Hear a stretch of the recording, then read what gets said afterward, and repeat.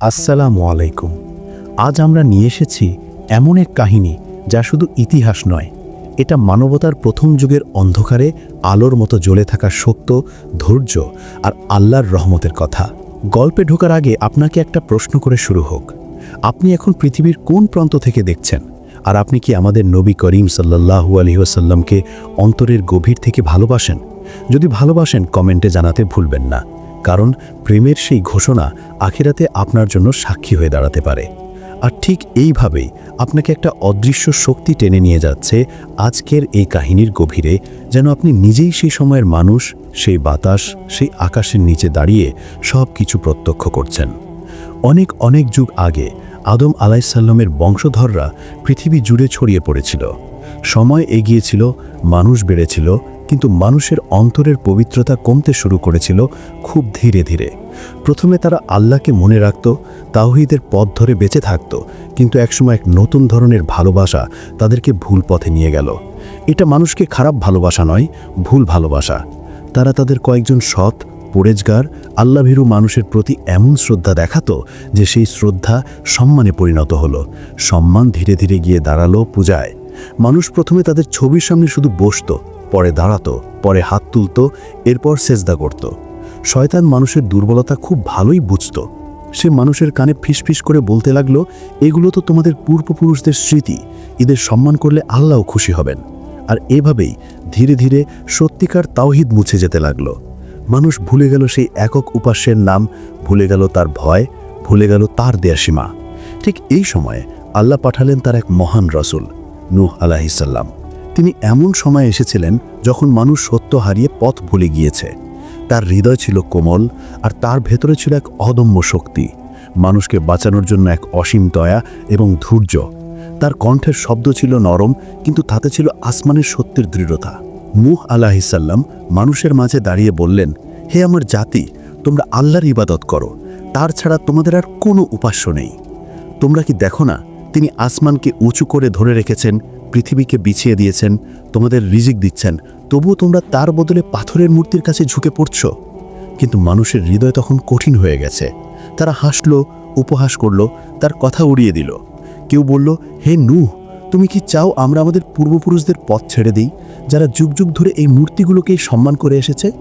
নূহ আলাইহিস সালাম মাথা নিচু করলেন না। তিনি মানুষের কাছে গেলেন, তাদের দরজায় কড়া নিলেন, রাতেও ডাকলেন, দিনের আলোতেও ডাকলেন, কখনো নরম ভাষায়, কখনো উপদেশ দিয়ে, কখনো সতর্ক করে। তিনি বললেন, হে আমার জাতি, আমি তোমাদের জন্য কোনো মজুরি চাই না, আমি চাই তোমাদের মুক্তি। তোমাদের সামনে এমন এক দিন আসবে যেদিন তোমরা শুধু আফসোস করবে। কিন্তু মানুষ তার কথা শুনল না। তারা বলল, ও নূহ, তুমি তো শুধু একজন মানুষ, তোমার সাথে তো কোনো বিশেষত্ব দেখা যায় না। কেউ বলল, আমরা কি তোমার অনুসরণ করব? যাদের আমরা সমাজে তুচ্ছ করে দেখি, তাদের দলে তোমার সাথে থাকে। কেউ বলল, তুমি সত্য বললে তাহলে তোমার উপর আকাশ থেকে আযাব এসে পড়ুক, তাহলে আমরা বিশ্বাস করব। নূহ আলাইহিস সালাম বললেন, আযাব চাওয়া কোনো মুমিনের কাজ নয়, আমি তো শুধু সতর্ককারী। এভাবে বছর পেরোলো, যুগ পেরোলো, তার দাওয়াত চলল 950 বছর ধরে। এক অবিশ্বাস্য ধৈর্য, একটা জাতিকে যুগের পর যুগ ধরে শুধু একটি কথাই বলা, আল্লাহর পথে ফিরে এসো। তবুও মানুষ তার উপর আরও কঠোর হলো। তারা বলল, হে নূহ, তুমি অনেক তর্ক করেছ, আর না, যদি সত্যবাদী হও শাস্তি নিয়ে এসো। আল্লাহ তখন বললেন, হে নূহ, তোমার জাতি আর ঈমান আনবে না, যারা ইতিমধ্যে এনেছে তাদের ছাড়া।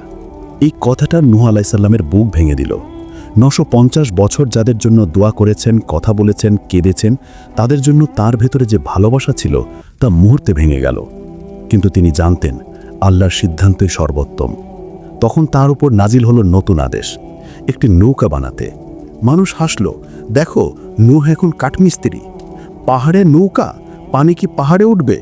নূহ আলাইহিস সালাম শান্ত ছিলেন, আজ তোমরা হাসছ, কিন্তু খুব শীঘ্রই তোমরা উপহাসের পাত্র হবে। আল্লাহর নির্দেশে তিনি নৌকা বানাতে শুরু করলেন, কাঠ কেটে আনলেন, পাহাড়ের ঢালে কাজ করলেন। তার হাত ব্যথা পেত, কিন্তু আল্লাহর নামে কাজ করলে ব্যথা দূর হয়ে যেত। এ যেন আসমানের সাহায্য।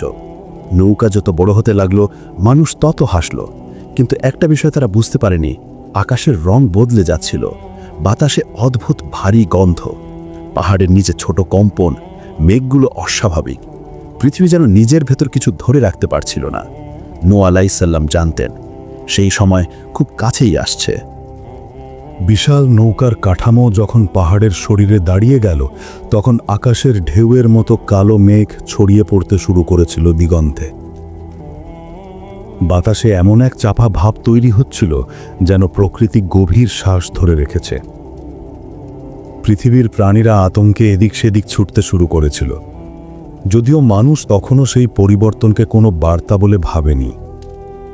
নূহ আলাইহিস সালাম তার নৌকার চারপাশে তাকিয়ে দেখতেন কিভাবে প্রতিটি খুঁটি, প্রতিটি তক্তা, প্রতিটি দড়ি আল্লাহর নিদর্শনের মতো শক্তভাবে দাঁড়িয়ে আছে। তিনি জানতেন আল্লাহর আদেশ ছাড়া এত বড় কাজ কখনোই সম্ভব নয়।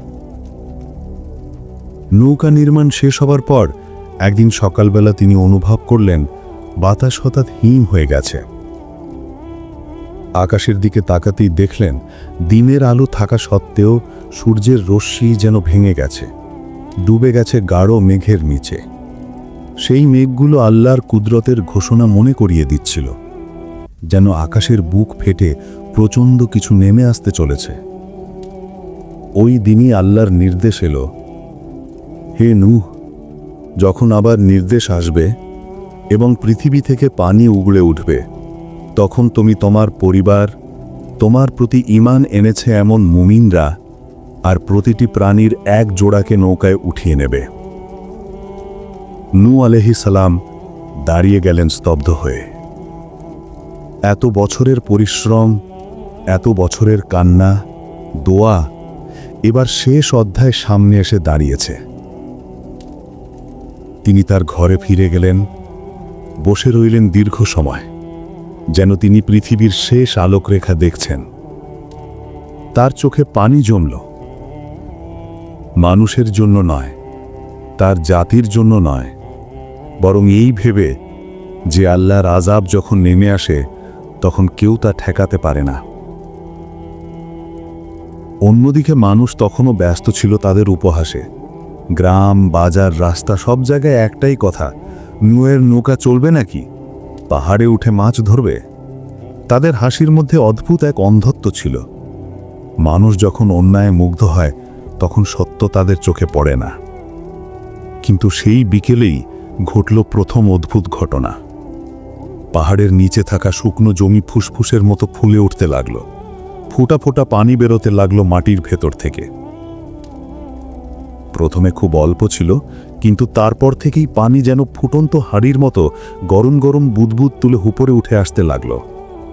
এক মহিলা চিৎকার করে বলল, মাটি কেন উল্টোভাবে পানি দিচ্ছে? এক বৃদ্ধ চেয়ে রইলেন বিস্ময়ে। এটা কি? জমিন তো কখনো এভাবে পানি দেয় না। মানুষ বিভ্রান্ত হয়ে পড়ল।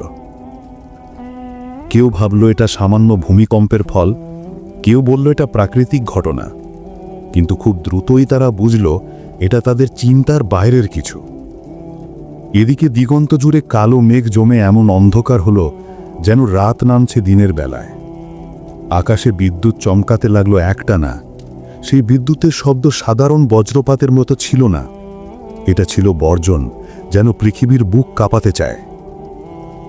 ঠিক তখনই মাটিতে প্রথমবার নিশান দেখা গেল, একটা নির্দিষ্ট পাথরের গর্ত, যাকে বলা হয়েছিল তুন্নুর। আল্লাহর নির্দেশ ছিল যখন সেই তন্নুর থেকে পানি উপচে পড়বে তখনই নৌকায় উঠতে হবে। নূহ আলাইহিস সালাম দ্রুত দৌড়ে গেলেন সেই পাথরের দিকে। তিনি দেখলেন, হ্যাঁ, তন্নুর হঠাৎ ফুটন্ত পানির মতো উথলে উঠছে। এটাই আল্লাহর পক্ষ থেকে দেওয়া চিহ্ন, প্লাবন শুরু। তিনি সাথে সাথে তার পরিবারকে ডাকলেন, তোমরা সবাই আল্লাহর নামে নৌকায় এসো। মুমিনরা তার চারপাশে দাঁড়িয়ে গেল। তাদের চোখে ভয় ছিল, কিন্তু ছিল আশাও, কারণ তারা জানত আল্লাহর নির্দেশ মেনে যাত্রা শুরু করলে ভয় দূর হয়ে যায়। কিন্তু ঠিক এই মুহূর্তে তার হৃদয়ের সবচেয়ে বড় যে কষ্টটা ফিরে এলো, তা তার নিজের ছেলেকে দেখার কষ্ট। নূহ আলাইহিস সালাম তার ছেলেকে অনেকবার দাওয়াত দিয়েছেন। ছেলেকে দেখে তিনি বললেন, হে আমার সন্তান, আমাদের সাথে রওনা দাও, কাফিরদের সাথে থেকো না। কিন্তু তার ছেলে হাসল, আমি পাহাড়ে উঠে নিজেকে নিরাপদ রাখব, বন্যা কখনো ওই পাহাড়ে উঠতে পারবে না। নূহ আলাইহিস সালাম চোখ ভিজে গেল। তিনি বললেন, আজ আল্লাহর আদেশ থেকে কেউ রক্ষা পাবে না, শুধু যার প্রতি আল্লাহ দয়া করেন। আকাশ তখন আরো অন্ধকার হয়ে গেছে। মাটির পানি এখন উগলে উঠছে জোরে, তার উপরে আকাশও যেন ফেটে যাচ্ছে। নূহ আলাইহিস সালাম মানুষের প্রাণীদের নৌকায় তোলা শুরু করলেন। 2টি করে হরিণ, 2টি করে উট, 2টি করে গরু, 2টি করে হাতি, 2টি করে পাখি। পৃথিবীর সব প্রাণী যেন অদ্ভুত নিয়মেই নিজে থেকেই নৌকার দিকে ছুটে আসছিল। আল্লাহর নির্দেশ কখনো ব্যর্থ হয় না, আর এই নিয়মে প্রাণীরা এগিয়ে আসা, এটাই ছিল কুদরতের অন্যতম নিদর্শন। যদিও প্রাণীরা নৌকায় জায়গা নিচ্ছে, মানুষ তখনও হাসছে। কেউ জোরে বলে উঠল, হাতি উঠে গেছে, বাঘও উঠেছে। আর তারপরে অন্যরা হো হো করে হাসে বলল, হে নূহ, যদি বৃষ্টি হয় আমরা আমাদের ঘরে থাকব, তোমার নৌকা লাগবে না। কিন্তু তখনই প্রথম বৃষ্টির ফোঁটা পড়ল। এটা সাধারণ ফোঁটা ছিল না, এটা ছিল ভারী, আগুনের মতো তপ্ত ফোঁটা, যা পরে ঠান্ডা হয়ে জমিনে আঘাত করছিল। 1 সেকেন্ডের মধ্যে হাজার হাজার ফোঁটা, আর পুরো আকাশে কান ফাটানো বজ্রধ্বনি। মানুষ ছুটে পালাতে লাগল। কি নৌকার দিকে চাইল, কিন্তু তখন অনেক দেরি হয়ে গেছে। নূহ আলাইহিস সালাম আল্লাহর আদেশ অনুযায়ী নৌকার দরজা বন্ধ করে দিলেন। নৌকার দরজা বন্ধ হওয়া মানে পৃথিবীর বাকি মানুষের ভাগ্য সিল হয়ে যাওয়া। আর তারপর আল্লাহর আদেশে আকাশের দরজা খুলে গেল। আনলিমিটেড পানি, প্রস্থের হিসেব নেই, গভীরতার সীমা নেই, যেন আসমান থেকে সাগর নেমে আসছে। এদিকে জমিনও থেমে নেই, পৃথিবীর প্রতিটি কোণ থেকে পানি উগরে উঠতে লাগল। মানুষ পাহাড়ের গায়ে উঠে চিৎকার করছে, হে নূহ, দরজা খোলো, আমরা বিশ্বাস করেছি, আমরা মিথ্যা বলেছি। কিন্তু তখন আর দরজা খোলার সময় ছিল না। নূহ আলাইহিস সালামের চোখ ভিজে গেল। তিনি তার সন্তানকে আবারও দেখতে পেলেন, দূরে পাহাড়ের ঢালে দাঁড়িয়ে। তিনি চিৎকার করলেন, হে আমার ছেলে, আমার কাছে চলে এসো। বলতেই সঙ্গে সঙ্গে পাহাড়ের ঢালে পানির বিশাল ঢেউ আঘাত হানল। কিছুই দেখা গেল না, শুধু পানি, শুধু কান্না, শুধু গর্জন, আর আল্লাহর সিদ্ধান্তের ঘোষণা। নূহ আলাইহিস সালাম মাথা নিচু করে দাঁড়ালেন। তার হৃদয়টা ভেঙে গেল, কিন্তু তিনি জানতেন আল্লাহ কারো প্রতি অন্যায় করেন না। যে নিজেই রাস্তায় নামতে চায়, তার জন্য নিরাপত্তা নেই। নৌকাটি ধীরে ধীরে ভেসে উঠতে লাগল। বন্যার পানি পাহাড়ের চূড়াও ঢেকে ফেলল। নৌকা আকাশের নিচে ভাসতে লাগল, যেন পুরো দুনিয়া এক বিশাল সাগর হয়ে গেছে। আর নূহ আলাইহিস সালাম আল্লাহর জিকির করছিলেন, বিসমিল্লাহি মাজরাহা ওয়া মুরসাহা। এই নৌকার চলাও আল্লাহর নামে, থামাও আল্লাহর নামে। নৌকাটি যখন আল্লাহের কুদরতের বলে পাহাড় ছাড়িয়ে আকাশের নিচে ভেসে চলছিল, তখন পৃথিবীর কোথাও আর মানুষ ছিল না। শুধু পানি, শুধু ঢেউ, শুধু অসীম বিস্তৃতি। মাঝে মাঝে বিদ্যুৎ চমকাচ্ছিল, আর সেই আলোতে দেখা যেত নৌকার কাঠের দেহ, তার উপর খচিত আল্লাহের নাম। নূহ আলাইহিস সালাম দাঁড়িয়েছিলেন নৌকার সবচেয়ে উঁচু জায়গায়। তার চোখে ছিল অশ্রু, কিন্তু সেই অশ্রুর ভেতরে ছিল সন্তুষ্টি। তিনি জানতেন আল্লাহর সিদ্ধান্তই সত্য এবং আল্লাহর সিদ্ধান্তেই মুক্তি। নৌকার ভেতরে প্রাণীরা শান্তভাবে বসেছিল, কেউ চিৎকার করছিল না, কেউ আতঙ্ক দেখাচ্ছিল না। এ যেন প্রাকৃতিক নিয়ম ভেঙে গিয়ে আরেকটি সম্পূর্ণ নতুন নীরবতা তৈরি হয়েছে। প্রাণীরা বুঝে গেছে তারা আল্লাহর হেফাজতে আছে। মুমিনরা নূহ আলাইহিস সালামের পাশে দাঁড়িয়েছিল। কেউ তাকিয়েছিল আকাশের দিকে, কেউ 2 হাত তুলে দোয়া করছিল, কেউ পরিবারের কথা মনে করে কান্না করছিল। পৃথিবীর এত মানুষ, এত জাতি, এত গর্ব সব শেষ হয়ে গেছে, শুধু তারা বেঁচে আছে আল্লাহর রহমতে। নূহ আলাইহিসসালাম তখন গভীর কণ্ঠে বললেন, হে আমার জাতি, আল্লাহ তোমাদের বেছে নিয়েছেন, তোমরা তার বান্দা হিসাবে নতুন একটি পৃথিবী শুরু করবে। মনে রেখো, তাওহীদের পথ কখনো হারাবে না। নৌকা দিনের পর দিন, রাতের পর রাত ভেসে চলল। আকাশ থেকে পানি নামছে, জমিন থেকে পানি উঠছে, পৃথিবীর উপর নিচ, ডান বাম সবই এক হয়ে গেছে। এ যেন আল্লাহ পৃথিবীর পাতা পরিষ্কার করে ফেলছেন, নতুন করে লিখবেন মানুষের ইতিহাস। নূহ আলাইহিসসালাম তার ছেলের কথা মনে করলেন। তিনি বলেননি কিছু, শুধু চোখের পানি নীরবে গড়িয়ে পড়ল। এক নবীও তার নিজের সন্তানের জন্য কান্না করেন। এটাই দেখায় নবীদের হৃদয়ে কত কোমল ছিল। তিনি আল্লাহর কাছে অনুনয় করলেন, হে আমার রব, আমার ছেলে তো আমার পরিবার। কিন্তু তখন আল্লাহর পক্ষ থেকে এলো উত্তর, হে নূহ, সে তোমার পরিবার থেকে নয়, সে তো অন্যায়কারী। যে জুলুম করে সে কারো পরিবার নয়, আমার সিদ্ধান্ত অন্যায় নয়। এই বাক্য নূহ আলাইহিসসালামের হৃদয়ে চিরকালীন দাগ কেটে দিল। তিনি মাথা নিচু করে বললেন, হে আমার রব, আমি আপনার কাছে ক্ষমা চাইছি। আপনি আমাকে যা না জানেন তা নিয়ে প্রশ্ন করে ফেলেছি। আপনি সবচেয়ে দয়ালু। এভাবেই নূহ আলাইহিসসালাম আবার তার রবের দরবারে ফিরে গেলেন আরও বেশি বিনয় নিয়ে। ধীরে ধীরে পৃথিবীর ওপর আল্লাহর রহমত নামতে শুরু করল। একসময় আকাশের কালো মেঘ ছিন্ন ভিন্ন হয়ে যেতে লাগল। অন্ধকারের ভেতর থেকে প্রথম দিনের আলো উঠল। কিন্তু সেটা পৃথিবীর ইতিহাসে সবচেয়ে শান্ত, সবচেয়ে নির্মল সূর্যোদয়। এ যেন নতুন পৃথিবীর জন্ম। পানি কমতে শুরু করল ধীরে ধীরে। নৌকা কোথায় ভাসছে কেউ বুঝতে পারছিল না। এ পৃথিবীর আর কিছুই আগের মতো নেই, কিন্তু আল্লাহের নির্দেশে নৌকা ঠিক করে চলছিল। কিছুদিন পর নূহ আলাইহিসসালাম একটি পাখিকে উড়িয়ে দিলেন। পাখি উড়ে গেল দূরে, কিন্তু ফিরে এলো কিছুই খুঁজে না পেয়ে, অর্থাৎ তখনও পৃথিবী পানি আচ্ছাদিত। আরও কিছুদিন পরে আবার তিনি পাখি উড়ালেন। এবারও পাখি ফিরে আসলো খালি ঠোঁটে। তৃতীয়বার যখন পাখি উড়ে গেল, তখন সে তার ঠোঁটে একটা জলপাই পাতার অংশ নিয়ে ফিরে এলো। মুমিনরা একে আর্তনাদের মতো আনন্দে স্বাগত জানালো। পৃথিবীতে গাছ জন্মাতে শুরু করেছে, জমিন আবার উন্মুক্ত হচ্ছে। নূহ আলাইহিসসালাম সিজদায় পড়ে গেলেন। তিনি বললেন, হে আমার রব, আপনার রহমত সীমাহীন। অবশেষে পানি কমে এলো এতটাই যে নৌকা এক বিশাল পর্বতের গায়ে এসে স্থির হল। এই স্থানটি আজও পৃথিবীর মানুষ নাম ধরে রেখেছেন, আল জুদি পর্বত। নৌকা থামার পর নূহ আলাইহিসসালাম দরজা খুললেন। শীতল বাতাস ভেতরে ঢুকে এলো। পৃথিবী তখন যেন নতুন জন্ম নেওয়া শিশু, নির্মল, শান্ত, নিঃশব্দ। কোথাও মানুষ নেই, কোথাও মূর্তি নেই, কোথাও অন্যায় নেই, শুধু আল্লাহর সৃষ্টি আর নতুন এক জীবনের আহ্বান। প্রাণীরা একে একে নৌকা থেকে বের হলো।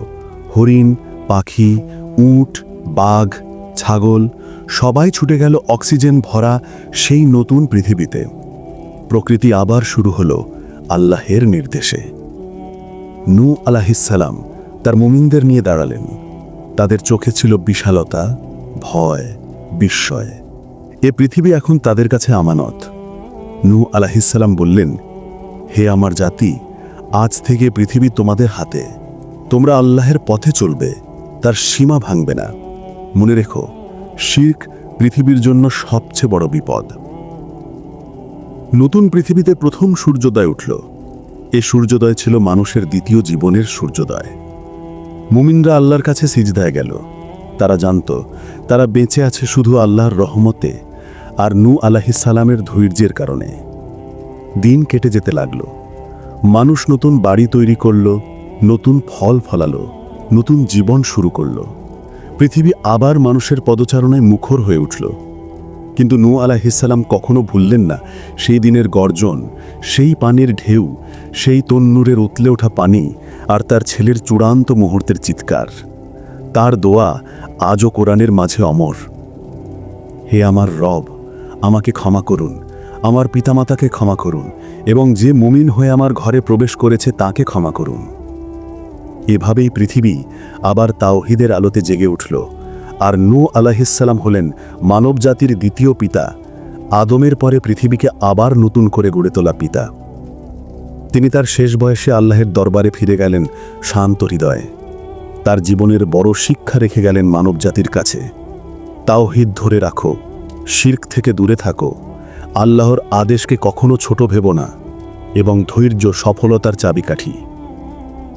গল্পের শেষ দিকে নূহ আলাইহিসসালামকে দেখা যেত নদীর ধারে বসে আকাশের দিকে তাকিয়ে আল্লাহর সৃষ্টি দেখে গভীর চিন্তায় ডুবতে। আল্লাহ তাকে ভালোবাসতেন, কারণ তিনি ধৈর্যের উদাহরণ, তাওহীদের আলোকবাহক। একটি পৃথিবী ধ্বংসের মধ্য দিয়ে আরেকটি পৃথিবীর সূচনা করার জন্য নির্বাচিত বান্দা। এভাবেই মহাপ্লাবনের কাহিনী শেষ হয়। কিন্তু প্রশ্ন রেখে যায়, আজ যদি আল্লাহ আমাদের পরীক্ষা নেন, আমরা কি নূহ আলাইহিসসালামের জাতির মতো অবাধ্য হব, নাকি মুমিনদের মতো নৌকায় উঠব? আজকের ভিডিও এখানেই শেষ। ভিডিওটি ভালো লাগলে সাবস্ক্রাইব করুন, আর কমেন্টে জানাতে ভুলবেন না আপনি কি আমাদের নবী করিম সাল্লাল্লাহু আলাইহি ওয়াসাল্লামকে ভালোবাসেন।